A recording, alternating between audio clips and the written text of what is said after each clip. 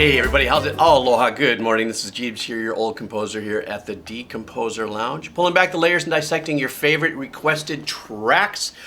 Yesterday, Radiohead, exit music for a film. That was really, really fun. I really dug that.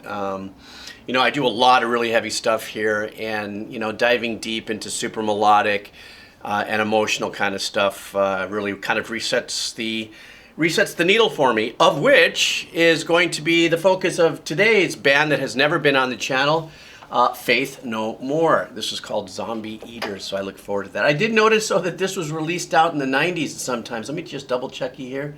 Stand by.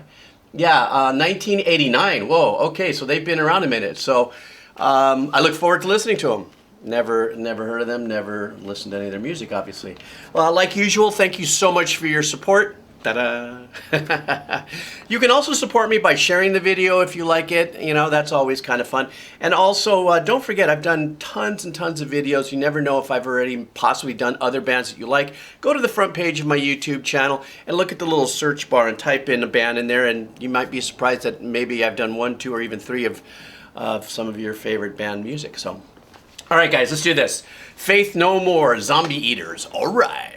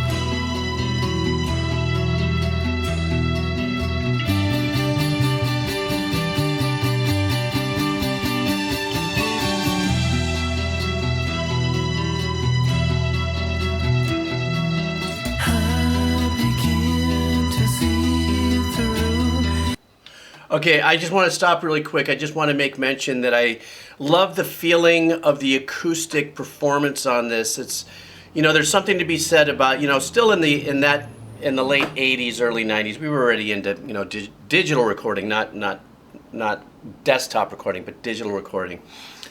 And you know, there was still that sound of room, sound of nuances of the picking that's going on there, the string buzzing that's going on there.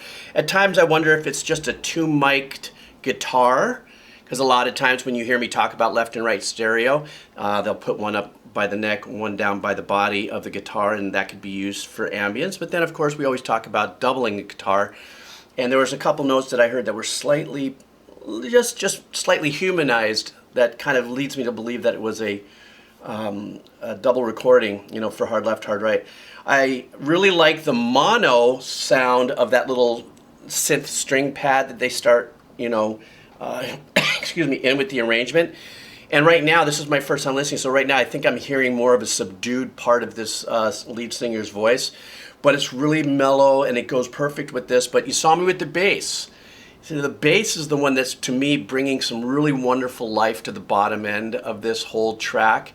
And also that little thing that we just heard, listen, while the guitars were just on one chord configuration and just going, that bass line was, you know, it took on the melody and a lower, you know, in a lower part of the tone range. All right, so I'm going to go back a little bit. Let's continue on.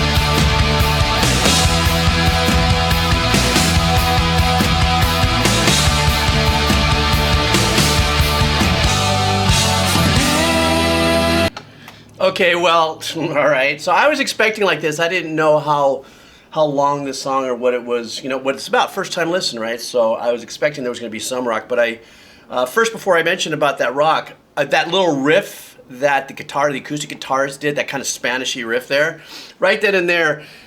I look for these when I first listened to bands for the very first time, be them old ones or new ones and stuff, I always listen for little kind of shots across the bow of technical capabilities of musicians.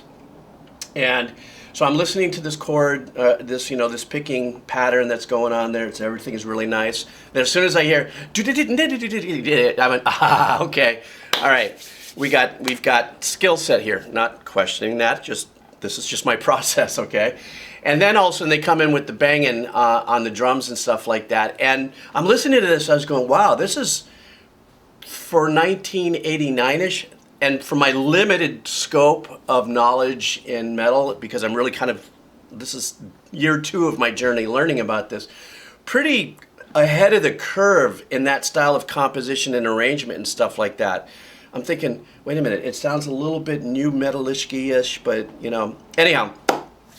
So now we got the bottom end, but you saw me just get mental when I heard that really heavy distorted bass.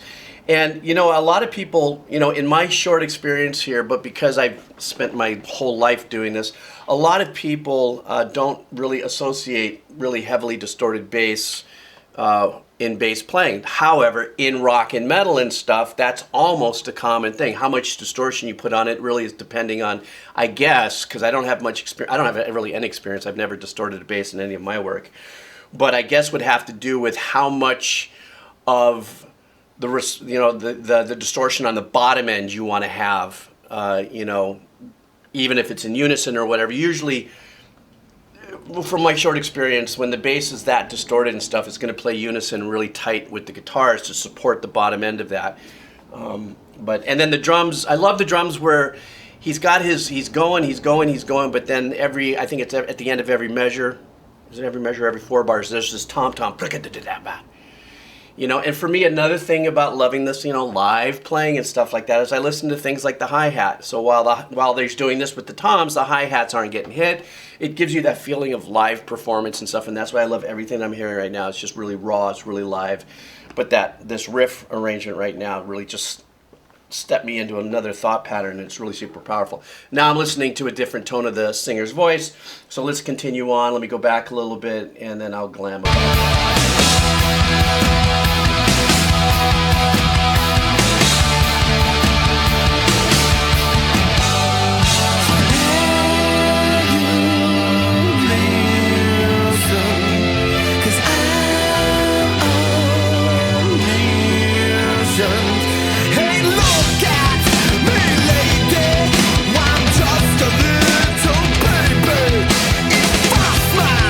Then you smile, then I'll get mad.